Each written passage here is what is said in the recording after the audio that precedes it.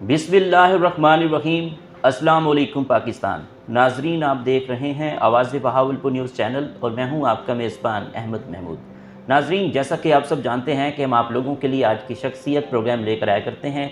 आज मैं आपको जिस शख्सियत का तारुफ़ करवाने जा रहा हूँ, आप किसी तारुफ़ के मोहताज नहीं हैं। डायनामिक पर्सनैलिटी हमारे साथ मौजूद हैं। हमारे साथ मौजूद हैं प्रोफेसर डॉक्टर आसिफ खान साहब, chairman department of English literature the Islamia university of Bahawalpur. आप एक उस्ताद हैं, आप एक रिसर्चर हैं और आप एडमिनिस्ट्रेटर हैं। आपने अब आर्टिकल भी लिखे हैं और आपने बुक्स भी लिखी हैं। आज हम सर की प्रोफेशनल लाइफ के हवाले से ख़ुसूसी गुफ्तगू करेंगे। तो आइए डॉक्टर साहब से बात करते हैं, मुलाकात करते हैं। अस्सलाम वालेकुम डॉक्टर साहब। वालेकुम अस्सलाम जनाब। कैसे हैं सर?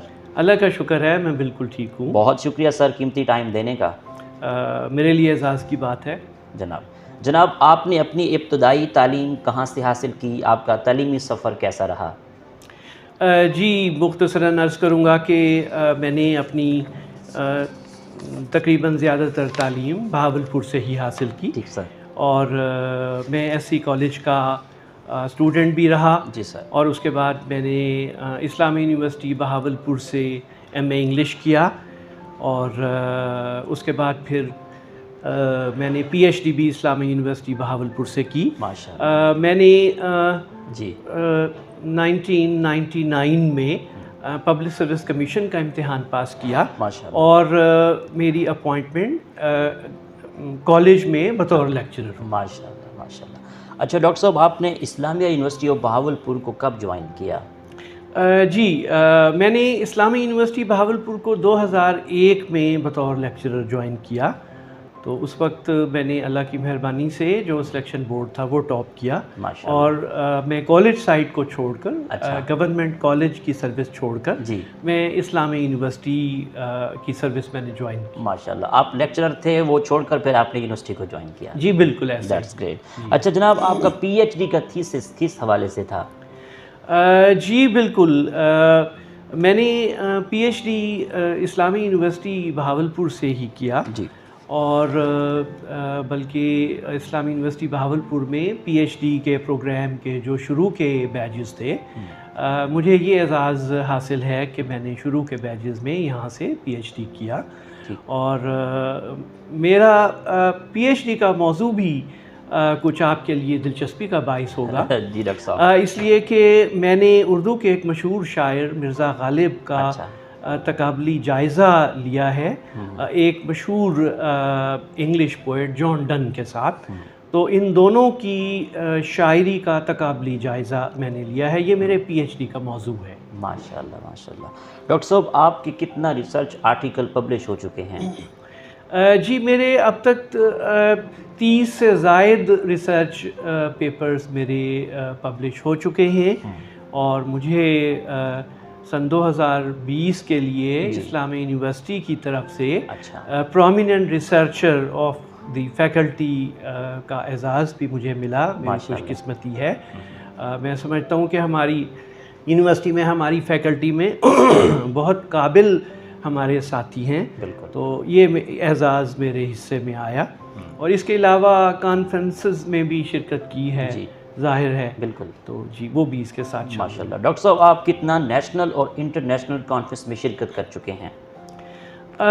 जी, मैंने तकरीबन कोई 3 इंटरनेशनल कॉन्फ्रेंसेस में शिरकत की है और इसके अलावा इसी तरह से मैंने तकरीबन कोई 5-6 नेशनल कॉन्फ्रेंसेस भी हैं, उनमें भी शिरकत की है और अल्लाह की मेहरबानी से नेशनल कॉन्फ्रेंसेस में सेशंस को चेयर भी किया है। तो ये थोड़ी सी कुछ कंट्रीब्यूशन है। माशाल्लाह। डिपार्टमेंट ऑफ इंग्लिश में कितना तुलबात ज़ेर तालीम हैं? जी, department of English literature Islamia university of Bahawalpur हमारी शानदार यूनिवर्सिटी, हमारी अजीम व शान जामिया के बहुत ही डायनेमिक और एक्टिव डिपार्टमेंट्स में से एक है। बिल्कुल। ये मैं इसलिए एतमाद के साथ कह सकता हूँ क्योंकि जो तलबा हमारे पास दाखिले के लिए अप्लाई करते हैं उनकी ख़ासी बड़ी तादाद है। तो यहाँ से भी इस बात को साबित किया जा सकता है और हमारे डिपार्टमेंट में बड़ी तादाद में तलबा दाखिला लेते रहे हैं। इस वक्त हमारे शोबे में तलबा की तादाद तकरीबन 1500 के करीब है। माशाल्लाह। अच्छा जनाब, माशाल्लाह आप डॉक्टर हैं और इस डिपार्टमेंट के चेयरमैन भी हैं। पाकिस्तान में रिसर्च के कल्चर को बेहतर करने के लिए आपकी क्या तजवीज़ है? पाकिस्तान में माशाअल्लाह रिसर्च का कल्चर अब बहुत अच्छे तरीके से फल फूल रहा है, क्योंकि आज से तकरीबन 10 साल पहले ही PhDs को यूनिवर्सिटियों में प्रोमोट किया गया था और उसके नतीजे में एक बहुत बड़ी तादाद PhD स्कॉलर्स की हमारे यहाँ अब माशाअल्लाह मौजूद है। हमारी जामियात में PhD फैकल्टी की कमी नहीं है। और हाँ, अलबत्ता ये ज़रूर कोशिश करनी चाहिए कि रिसर्च का मेयार बेहतर हो।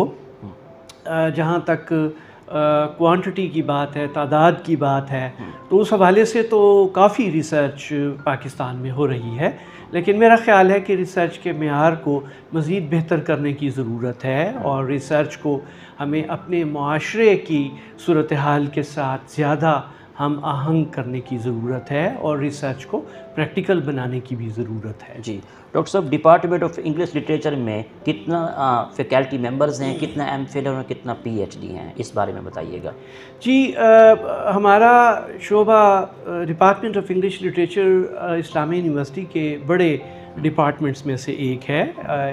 ये मैं इस हवाले से कह रहा हूँ कि अगर स्टूडेंट्स की तादाद को देखा जाए और इसी तरह से अगर टीचिंग फैकल्टी को देखा जाए तो हमारे पास इस वक्त 30 से ज़्यादा टीचिंग फैकल्टी मौजूद है। अच्छा। तो जिनमें से हमारे पास इस वक्त 6 PhD जो सिर्फ़ यहाँ इस्लामी यूनिवर्सिटी बहावलपुर कैंपस में 6 PhDs हैं और इनके अलावा बाकी हमारी तमाम फैकल्टी MPhil है। हमारे बहुत सारे जो साथी हैं नौजवान साथी हैं वो PhD में एनरोल्ड हैं, वो अपनी PhD के ऊपर काम कर रहे हैं और कुछ के तो PhD के थीसिस जमा हो चुके हैं और वो जल्द अपनी PhD मुकम्मल कर लेंगे। जी डॉक्टर साहब, आपकी सुपरविजन में कितने स्टूडेंट्स MPhil और PhD कर चुके हैं?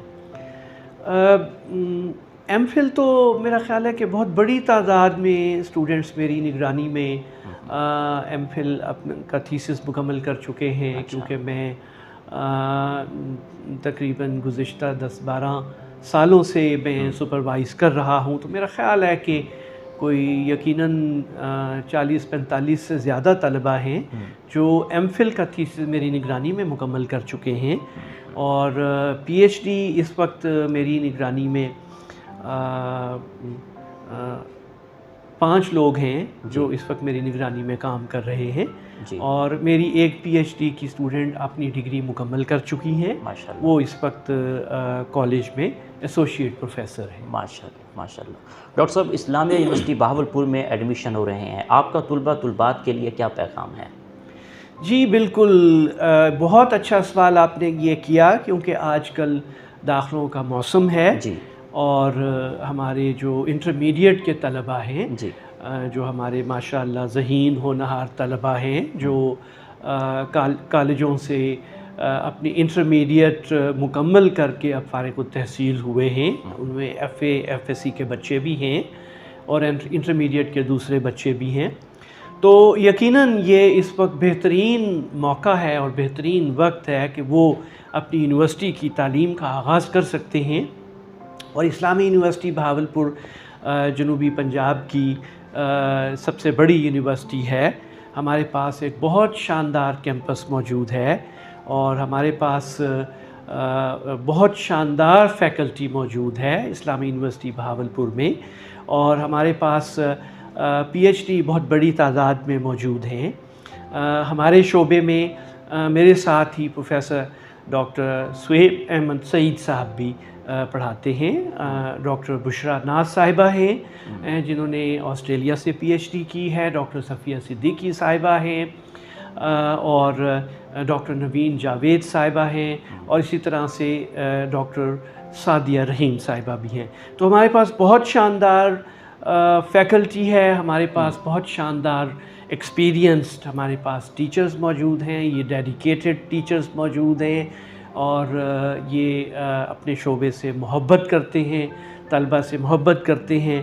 तो मेरा ख़्याल है कि इस्लामी यूनिवर्सिटी आपके लिए बेहतरीन जामिया साबित होगी। बिल्कुल ठीक है। डॉक्टर साहब, इंग्लिश लिटरेचर के तलबात का क्या स्कोप है, इस बारे में क्या कहना चाहेंगे? जी देखिए, इंग्लिश की डिग्री हमारे मुल्क में बहुत अहमियत की हामिल है।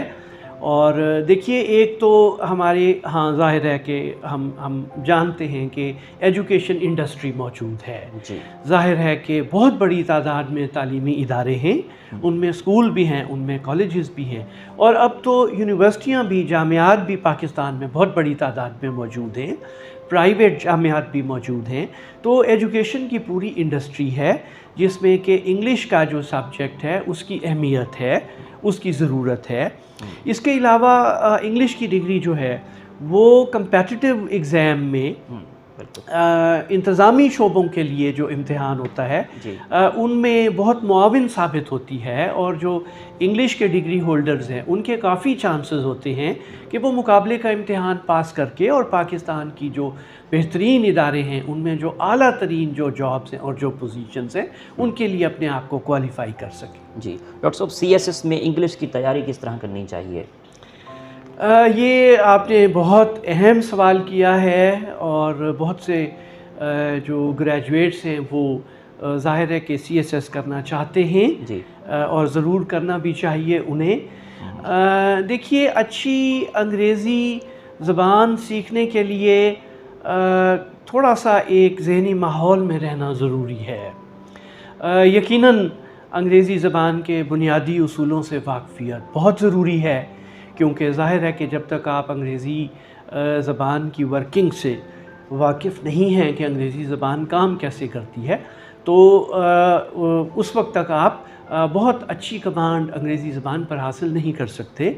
लेकिन देखिए, अंग्रेज़ी ज़बान ना सिर्फ ये कि राइटिंग स्किल पर अबूर होना ज़रूरी है, बल्कि जो बोलने की महारत है अंग्रेज़ी ज़बान बहुत अच्छे तरीके से रवानी के साथ और सही लहजे के साथ बोलना भी उतना ही अहम है जितना कि अच्छी अंग्रेज़ी लिखना है। तो इसके लिए मैं समझता हूँ कि अंग्रेज़ी के बुनियादी उसूलों से वाक़फ़ियत हासिल कीजिए, अंग्रेज़ी में मुताले को अपनी आदत बनाइए, और आप अंग्रेज़ी में बहुत अच्छी अच्छी किताबें पढ़ सकते हैं। अंग्रेज़ी सुनने की तरफ जाएं, अंग्रेज़ी के प्रोग्राम सुनें। तो मेरा ख़्याल है कि ये सारी चीज़ें यकीनन आपकी मदद करेंगी अंग्रेज़ी ज़बान को अच्छे तरीके से सीखने और उसे इस्तेमाल करने में। जी डॉक्टर साहब, यूनिवर्सिटी लेवल पर लेक्चर की तैयारी इंग्लिश में किस तरह करनी चाहिए? लेक्चर इंग्लिश में देना चाहिए, उर्दू में? इस बारे में क्या तबसरा करना चाहेंगे? जी बिल्कुल, आपका सवाल बहुत अहम है। देखिए, जो अंग्रेज़ी का उस्ताद है उसे तो ज़ाहिर है कि क्लासरूम में यकीनन अच्छी अंग्रेज़ी बोलनी चाहिए, क्योंकि मेरा ख़्याल है कि सबसे पहले तो अंग्रेज़ी के उस्ताद को ही अपने तलबा के लिए, अपने शागिर्दों के लिए बेहतरीन अंग्रेज़ी ज़बान का एक अमली नमूना पेश करना चाहिए। तो ज़ाहिर है कि उस्ताद के लिए ये बहुत ज़रूरी है, लेकिन ये भी ज़रूरी नहीं है कि अगर कोई तसव्वुर तलबा के लिए आसान अल्फाज में पेश करना है तो उसके लिए यकीनन उर्दू ज़बान से मदद ली जा सकती है, इसमें कतन कोई हर्ज नहीं है, क्योंकि ज़ाहिर है कि तसव्वुरात का इब्लाग स्टूडेंट्स तक होना ज़्यादा ज़रूरी है। तो उसमें कभी कभार उर्दू ज़बान बिल्कुल इस्तेमाल की जा सकती है। मैं तो अपने उर्दू के लेक्चर्स में उर्दू के अशार भी सुनाना मेरी तरजीह होती है कि मैं मशहूर शोरा के अशार भी अपने लेक्चर में ज़रूर शामिल करूं। तो मेरा ख़्याल है कि बहरहाल अंग्रेज़ी में लेक्चर देना चाहिए। जी डॉक्टर साहब, स्पोकन इंग्लिश को बेहतर करने के लिए आपकी क्या तजवीज़ है? जी, स्पोकन इंग्लिश को बेहतर करने के लिए, जैसा कि मैंने अभी अर्ज़ किया कि एक माहौल बनाना बहुत ज़रूरी है, क्योंकि ख़ास तौर पर जो बोलचाल की ज़बान है और ख़ास तौर पर अंग्रेज़ी, वो एक बंद कमरे में बैठकर सीखी नहीं जा सकती। अच्छा। तो ज़ाहिर है कि सबसे पहले तो आपका एतमाद अंग्रेज़ी ज़बान पर बहाल होना ज़रूरी है। उसके लिए ज़ाहिर है कि अंग्रेज़ी ज़बान के उसूल आप जितने ज़्यादा जानते होंगे उतना आपके एतमाद की सतह बढ़ेगी। ये तो बुनियादी चीज़ है। उसके बाद देखिए कि ज़बान कोई भी है ये एक महारत का दर्जा रखती है। लैंग्वेज इज़ अ स्किल, और किसी भी फ़न, किसी भी महारत को पहले सीखना और फिर उसकी प्रैक्टिस करना ज़रूरी है। बिल्कुल। तो जब आप ज़बान के उसूल सीख लेंगे तो फिर उसे जितना ज़्यादा प्रैक्टिस कर सकते हैं बोलिए, जितना ज़्यादा बोल सकते हैं उसको बोलिए, ताकि आपकी झिझक दूर हो, रवानी हासिल कर सकें। लेकिन फिर मैं कहूँगा कि अच्छी अंग्रेज़ी को सुनना और अपने कानों को अच्छी अंग्रेज़ी से मानूस करना बहुत ज़रूरी है, और इसका बहुत फ़ायदा है। माशाल्लाह। डॉक्टर साहब, आपको माशाल्लाह अदब से तो लगाव है ही जी। तो आपने एक किताब भी शायरी की लिखी है, और इसके अलावा आपने कौन कौन सी किताबें लिखी हैं और अदब से किस हद तक लगाव है, और कौन सी किताब लिखी है आपने?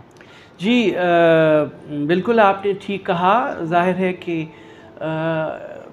इंग्लिश डिपार्टमेंट में आने और एमए अंग्रेज़ी करने की बुनियादी वजह तो अदब के साथ लगाव था। बिल्कुल। और जब मैं एमए इंग्लिश का स्टूडेंट बना था इसी शोबे में, जी।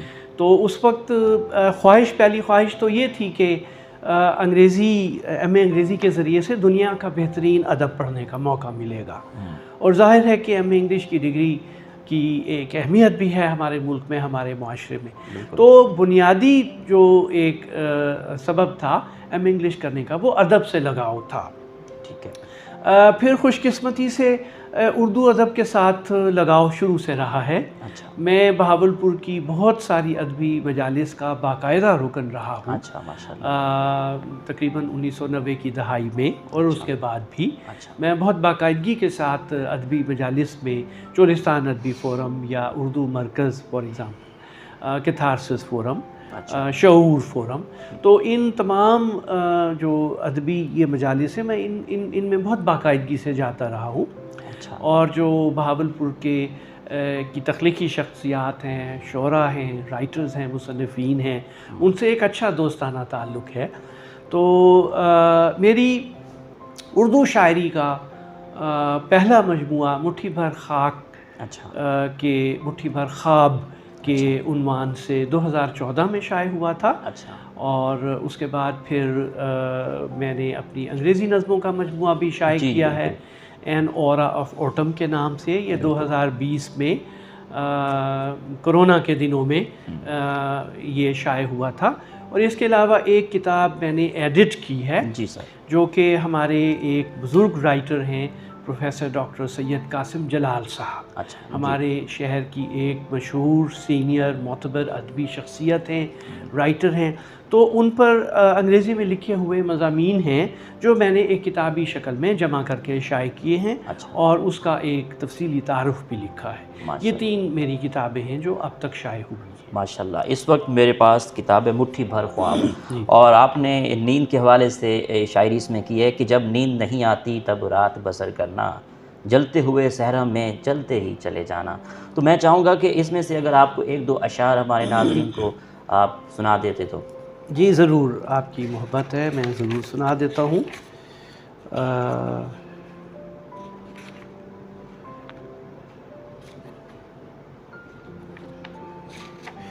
एक गज़ल के कुछ अशार में पेश करता हूँ आपकी खिदमत में। जी डॉक्टर साहब। कि जी देखिए कि इतने साज़ों में घिरा बैठा हूँ, वाह, इतने साज़ों में घिरा बैठा हूँ, अब समाद भी गंवा बैठा हूँ। वाह वाह, क्या कहने। इतने साज़ों में घिरा बैठा हूँ, अब समाद भी गंवा बैठा हूँ। और शेर देखिए कि सामने जाम धरा है खाली। वाह, क्या कहने।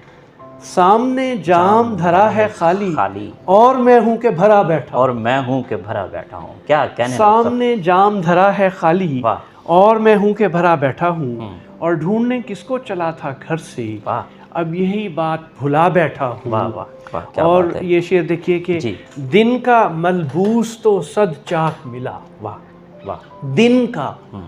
दिन का मलबूस तो सद चाक मिला, दामने शब में छुपा बैठा हूँ। वाह वाह वाह, दामने शब में छुपा बैठा हूँ। और देखकर डूबते सूरज का सफ़र, रोशनी से भी डरा बैठा हूँ। और मक्ता है कि वो शजर हूँ कि सभी राज आसिफ, वो शजर हूँ कि सभी राज आसिफ मैं हवाओं को बता बैठा। वाह वाह वाह डॉक्टर साहब, क्या कहने, माशाल्लाह, बहुत खूबसूरत शायरी है। और आपको मैं बताता चलूँ कि जब मैं रेडियो प्रोग्राम किया करता था तो आपकी किताब मुझे मिली, तो काफ़ी अरसा ये मुझे अपने प्रोग्राम में काम आती रही। आपकी मोहब्बत है, आपकी इनायत है। अच्छा डॉक्टर साहब, आजकल के दौर में रीडिंग कितना इम्पोर्टेंट है, रीडिंग करना? जी बहुत अहम सवाल किया आपने। ये देखिए हम अब ये मीडिया का दौर है, ज़ाहिर है जी। आप माशाल्लाह ख़ुद मीडिया जी की दुनिया से ताल्लुक़ रखते हैं, आप मीडिया की दुनिया का एक मोतबर नाम है। जी। तो ये मीडिया का जो इन्वेजन है या मीडिया की जो यलगार है जी इससे कुछ जो हमारी ज़िंदगी के शोबे मुतासर हुए हैं, जी डॉक्टर साहब, उनमें से एक मुताले का रुझान भी है। कुछ लोग तो शायद ये कह रहे हैं कि किताबों से मोहब्बत की ये शायद आखिरी सदी है। अच्छा। इस तरह की बातें हो रही हैं। और ये भी कहा गया कि computers are making books obsolete, यानी अब कंप्यूटर के आ जाने के बाद किताबें मतरूक हो जाएंगी। कुछ थोड़ी सी हमें कोशिश तो ज़रूर करनी पड़ेगी, लेकिन मेरा ख़्याल है कि सूरत हाल इतनी ज़्यादा मायूस कुन भी नहीं है। इसलिए कि मैं अपनी बात अगर करूं तो मैं बाकायदगी के साथ किताबें मंगवाता हूं ऑर्डर देकर। अच्छा। और मेरे अपने घर में मेरे बच्चे, अच्छा। मुझे खुशी होती है जब घर में कोई ऑर्डर वसूल होता है। अच्छा। और मैं ये देखता हूँ कि वो किताबें हैं। किताबें मैं अपने बच्चों की हौसला अफजाई करने के लिए वो अगरचे अपनी पॉकेट मनी से किताबें मंगवाते हैं। अच्छा। लेकिन उनकी हौसला अफजाई के लिए जो किताबें उन्होंने मंगवाई होती हैं उनकी कीमत मैं उन्हें पेश कर देता हूँ ताकि उनका ये शौक़ जारी रहे। तो मेरे बच्चे अभी तालीम के मराहिल में हैं। अच्छा, इसी तरह से मैं ये देखता हूँ कि जब भी कभी हमारी अपनी यूनिवर्सिटी में 1-2 साल पहले जब किताबों की नुमाइश हुई तो जो स्टॉल्स थे किताबों के उन पर बहुत रश था। अच्छा। और स्टूडेंट्स ने, मुझे ये देखकर बहुत खुशी हुई कि बहुत बड़ी तादाद में, कसीर तादाद में स्टूडेंट्स ने किताबें ख़रीदी। अच्छा। तो ये बहुत अच्छी बात है। देखिए मैं अब किताब और मुताले की तारीफ़ में क्या कहूँ कि ये कहा गया है कि जब आप किताब कोई पढ़ते हैं तो ये ऐसे ही है जैसे आपने 2 ज़िंदगियाँ बसर कर ली। अच्छा। यानी किताब पढ़ने के साथ ही एक राइटर के ज़िंदगी के जो तजर्बात होते हैं जी, वो हम में मुंतकिल हो जाते हैं और हमारी उन तक रसाई हो जाती है। बिल्कुल। तो यकीनन जो मुताले का शौक़ है, जो मुताले की आदत है, इससे हमारी ज़िंदगी की समझ में बहुत इजाफ़ा होता है। और मैं समझता हूँ कि हमारे बहुत से ओहाम जौन से हैं वो दूर हो जाते हैं। और इसी तरह से अदब, ख़ास तौर पर लिटरेचर का मुताला तो हमें एक बहुत ख़ास तरह की खुशी भी देता है। बिल्कुल। डॉक्टर साहब, आपके पसंदीदा शायर कौन हैं? देखिए मैंने चूँकि अपना अंग्रेज़ी का जो मकाला था पीएचडी का गालिब पर लिखा और मैं गालिब पर अभी भी तहकीक कर रहा हूँ। पीएचडी मुकम्मल करने के बाद भी मैंने गालिब पर तहकीकी मज़ामीन लिखे हैं और मैंने गालिब पर कॉन्फ्रेंसेस में आर्टिकल्स भी पढ़े हैं। तो ज़ाहिर है कि गालिब मेरा पसंदीदा शायर है। लेकिन उर्दू शायरी में गालिब के साथ साथ मुझे इफ्तिखार आरिफ पसंद है, सलीम कौसर पसंद है, नून मीम राशिद ज़ाहिर है, बहुत बड़ा नाम है। मुनीर नियाज़ी की शायरी मुझे बहुत पसंद है, मैं वक्तन फ़वक्तन पढ़ता रहता हूँ।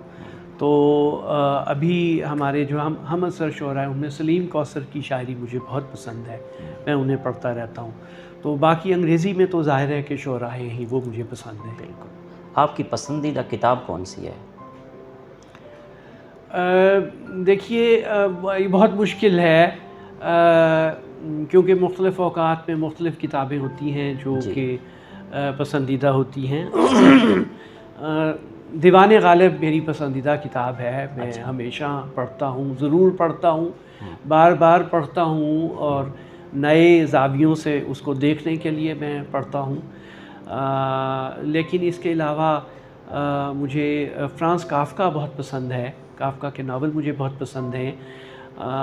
मुझे मार्कीज़ के नावल बहुत पसंद हैं, और भी बहुत सारे राइटर्स ज़ाहिर है मुझे पसंद हैं। बिल्कुल। आपके बेहतरीन उस्ताद कौन हैं?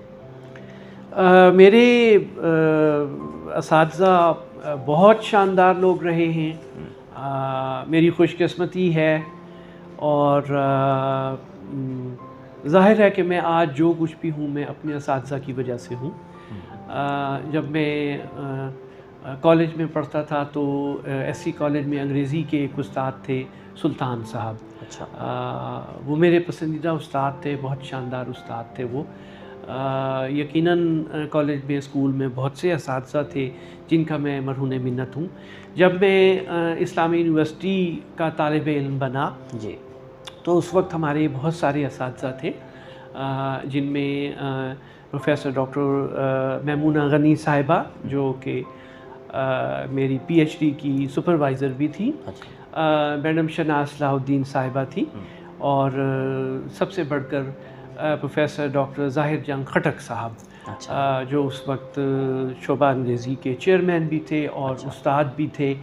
तो वो मेरे बेहतरीन और पसंदीदा असातिज़ा में से हैं, और उनका इल्म, उनके तज्ज़िये मैंने बहुत सीखा उनसे, और उनका पढ़ाने का अंदाज़ बहुत ज़बरदस्त था, बहुत मशहूर कुन था। जी। तो ये तमाम लोग मेरे पसंदीदा टीचर्स रहे। जी। आपकी नज़र में कामयाबी क्या है? देखिए, ये आपने एक बहुत ही गंभीर और फ़लसफ़ियाना किस्म का सवाल किया है। जी। इसलिए कि ये जो इस्तिलाह है कामयाबी, जी। ये एक बहुत मुबहम इस्तिलाह है, वेग टर्म है। इसलिए कि ज़िंदगी के बहुत सारे शोबे हैं, तो ज़ाहिर है कि कामयाबी की कई शक्लें होंगी।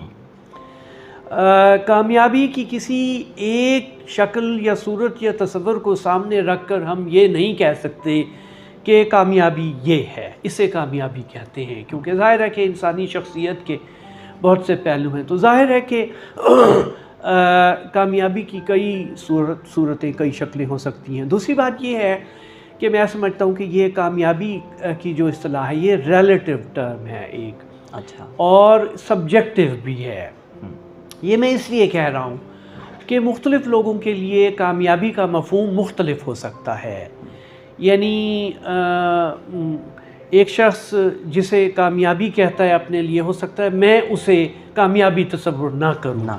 तो इसलिए थोड़ा सा ये ज़रूर देखने की ज़रूरत है। लेकिन बहसियत अमूमी, एक जनरलाइज सेंस में मैं ये समझता हूँ कि कामयाबी वो चीज़ है जो किसी भी शख्स को, जो कामयाबी का तसव्वुर रखता है, उसको खुशी और इत्मीनान से दो चार करे।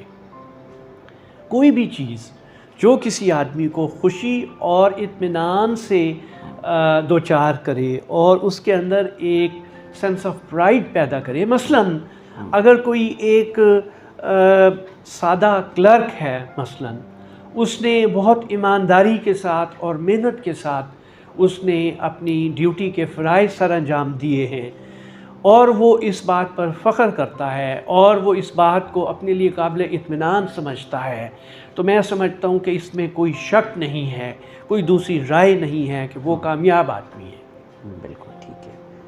डॉक्टर साहब, आपको टूरिज़म का कितना शौक़ है? पाकिस्तान के कौन कौन से शहर अच्छे लगते हैं? आपका पसंदीदा शहर कौन सा है?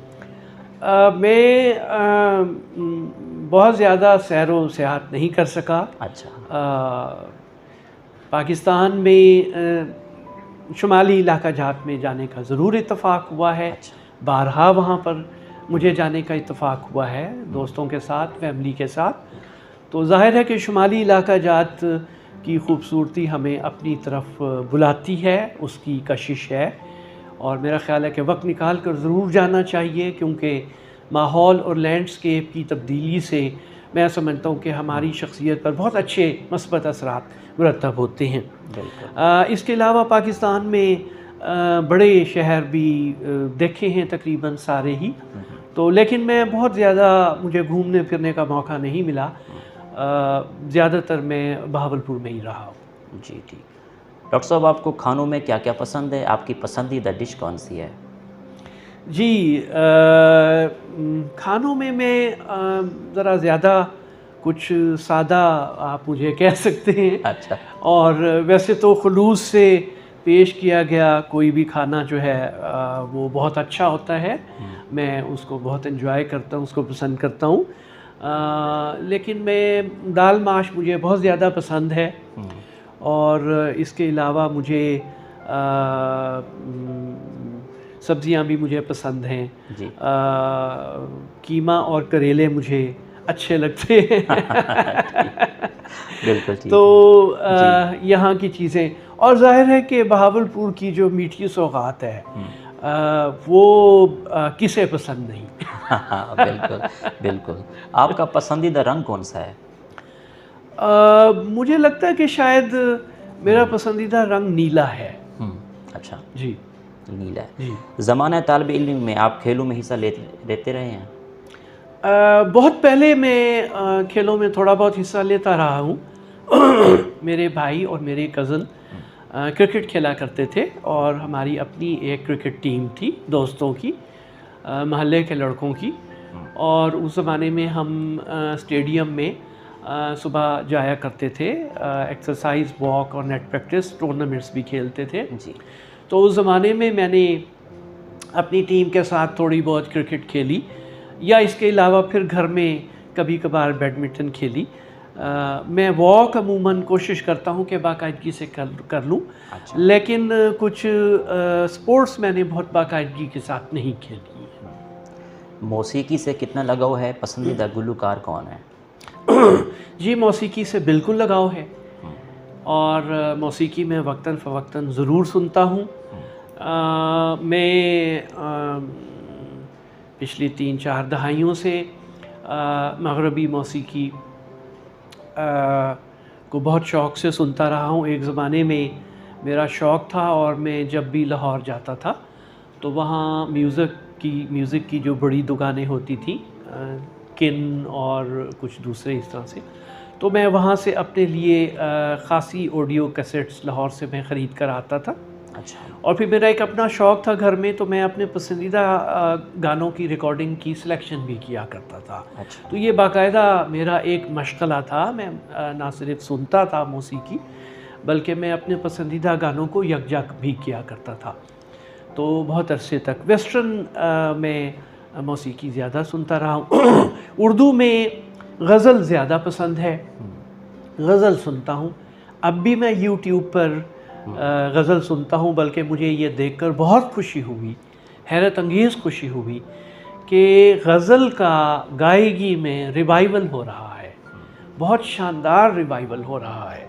और ख़ुशी की बात है कि नौजवान जो सिंगर्स हैं वो बहुत खूबसूरत गज़ल गा रहे हैं, और गज़ल की असल रूह के साथ गा रहे हैं, और उसे जदीद दौर की मौसीकी के साथ मिलाकर गा रहे हैं। जी, डॉक्टर साहब, गोनागू मसरूफ़ियात में से अपने लिए कैसे वक्त निकालते हैं? देखिए, ये बहुत मुश्किल है। यूनिवर्सिटी की जॉब बहुत मुश्किल जॉब है, और सारा दिन तो हमारा, मेरे जो साथी हैं यूनिवर्सिटी के, जो कोलीग्स हैं, मेरा ख़्याल है कि मेरी इस राय से इत्तेफाक करेंगे कि हमारा सारा दिन तो तकरीबन यूनिवर्सिटी में ही गुज़र जाता है। और बल्कि घर जाने के बाद भी हम बहुत सारा काम अपनी प्रोफेशनल लाइफ से मुतालिक कर रहे होते हैं। अच्छा। मसलन ये देखिए, ये आज ही मुझे पीएचडी का एक थीसिस मौसूल हुआ है। अच्छा। मैंने इसको पढ़ना है, फिर इस पर एक राय देनी है, इसको इवैल्यूएट करना है। तो हमारे पास दूसरी यूनिवर्सिटियों की तरफ से थीसिस आते हैं, जो रिसर्च जर्नल्स हैं वो आर्टिकल्स भेजते हैं। ये सारा कुछ हमें करना पड़ता है। मुझे बहुत अच्छी तरह से याद है, मेरी बेटी जब छोटी थी तो वो खेलने के लिए मेरे स्टडी रूम में आ जाती थी। अच्छा। और उसकी कोशिश होती थी कि मैं खेलूं बेटी के साथ। अच्छा। तो मैं अपनी बेटी के साथ बहुत जज्बाती तौर पर अटैच था। तो मैं इस दौरान या पर्चे चेक कर रहा होता था, या मैं कोई काम कर रहा होता था, तो एक दिन उसने मुझे कहा कि बाबा, आप अपना होमवर्क जल्दी ख़त्म एक ही दफ़ा क्यों नहीं कर लेते? अच्छा। ठीक। तो इससे आप अंदाज़ा लगाइए कि यूनिवर्सिटी के जो असातिज़ा होते हैं जी, उनके लिए जो फुर्सत का वक्त है जी। वो कम होता है, अच्छा। तो अपनी फैमिली को भी हम उस तरह से वक्त नहीं दे पाते, लेकिन बहरहाल हम अपने दोस्तों के लिए भी, फैमिली के लिए भी, सबके लिए वक्त निकालते हैं। जब दोस्त इकट्ठे बैठते हैं हम फिर खूब गप्पें लगाते हैं और खूब एंजॉय करते हैं। That's good. डॉक्टर साहब, गुस्सा आता है, अगर गुस्सा आता है तो इसका इजहार कैसे करते हैं? देखिए, एक ज़माना था जब मुझे गुस्सा आता था काफ़ी, अच्छा। और मैं गुस्से का इजहार भी कर लेता था। अच्छा। लेकिन फिर वक्त के साथ एक बात सीख ली, और वो ये कि किसी ने ये कहा था कि जब मैं नौजवान था तो मैं चाहता था कि मैं दुनिया को तब्दील कर दूं, अपनी मर्ज़ी के मुताबिक बना लूं, लेकिन ऐसा नहीं हो सका। अच्छा। तो उसके बाद फिर मैंने ये सीख लिया वक्त के साथ कि मैं ख़ुद अपने अंदर, अपने मिजाज में किस तरह से तरमीम कर लूं और अपने आप को ढाल लूं। तो मेरा ख़्याल है कि अगर हम हकीकत पसंद बन जाएं तो हम अपने गुस्से को कंट्रोल कर सकते हैं। और मैंने भी फिर, मेरा ख़्याल है कि वक्त के साथ सीख लिया, और मेरा ख़्याल है कि मैंने अपने गुस्से को कंट्रोल करना सीख लिया। जी, ठीक है।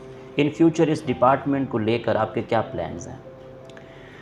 देखिए, हमारा जो शोबा है वो एक पहले ही बहुत भरपूर किस्म का शोबा है। हमारे पास माशाअल्लाह बीएस का प्रोग्राम बहुत कामयाबी के साथ चल रहा है। हमारे पास एडीपी प्रोग्राम है, हमारे पास एमफिल में काफ़ी तादाद है तलबा की, और काफ़ी दूर दूर से स्टूडेंट्स जो हैं वो एमफिल के लिए हमारे शोबे में दाखिला लेते हैं। हमारे पास पीएचडी का बहुत शानदार प्रोग्राम है, बहुत कामयाब प्रोग्राम है। तो हमारे शोबे में ये सारी चीज़ें बहुत अच्छे तरीके से, ये जो एकेडमिक प्रोग्राम्स हैं ये चल रहे हैं, और इसके साथ साथ हम अपने डिपार्टमेंट में एक्टिविटीज़ भी करवाते रहते हैं तलबा के लिए। हमारे स्टूडेंट क्लब्स हैं। अच्छा। तो हम अपने स्टूडेंट्स के दरमियान मुख्तलिफ़ तरह की एक्टिविटीज़ भी करवाते रहते हैं।